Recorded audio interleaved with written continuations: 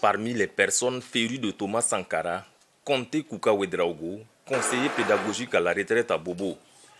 Il y a peu, l'homme remettait au ministre de la Culture un numéro assez particulier d'un journal. Il y était question du parcours et de révélations sur l'assassinat du révolutionnaire burkinabé. Je me suis rappelé que je possédais un vieux journal paru 14 jours après la mort de Thomas Sankara. C'était Jeune Afrique. À peine le journal a apparu qu'il a disparu en 2 ou 3 jours des kiosques. Tout a été dissimulé. Rares sont ceux qui avaient pu l'acquérir. Certains ont fait des copies pour les vendre clandestinement.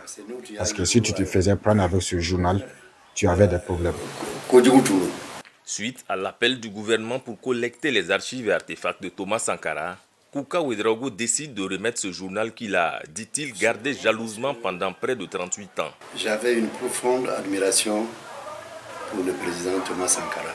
Pour nous, il incarnait l'éveil de la conscience de l'homme noir, une leçon d'intégrité. Cet homme s'est sacrifié pour la Haute-Volta et pour l'Afrique. L'annonce de collecte des archives a été faite en décembre 2024 par le gouvernement. Depuis, Gilbert Ouedraogo, ministre de la Communication et de la Culture, a apporté des précisions. C'est à la fois des archives sous forme de documents administratifs, des manuscrits du capitaine Thomas Sankara. Il y a également des archives audiovisuelles et donc un certain nombre d'éléments et d'artefacts que nous entendons collecter à travers l'ensemble du pays et même à l'international.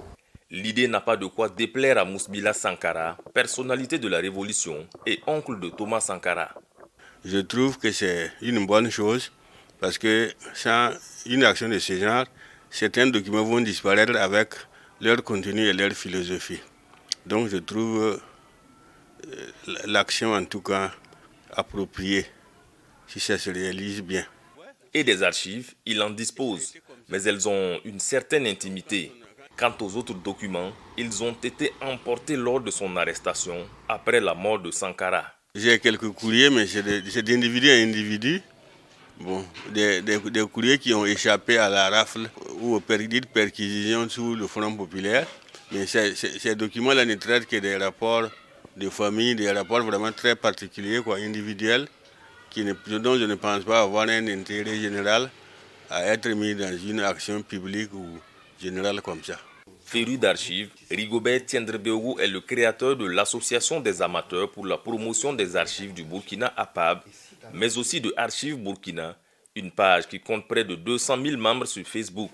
Selon lui, là aussi on trouve de l'inédit. À travers les membres, leur partage, leur publication, nous avons reçu des archives sur Thomas Sankara et bien d'autres personnes illustres que nous n'avions pas imaginées.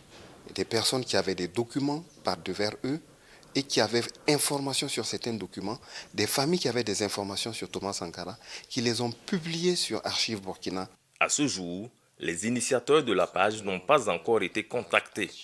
La collecte des archives et artefacts de Thomas Sankara a pour but de constituer des collections d'archives pour le futur musée qui va être construit au sein du mémorial Thomas Sankara.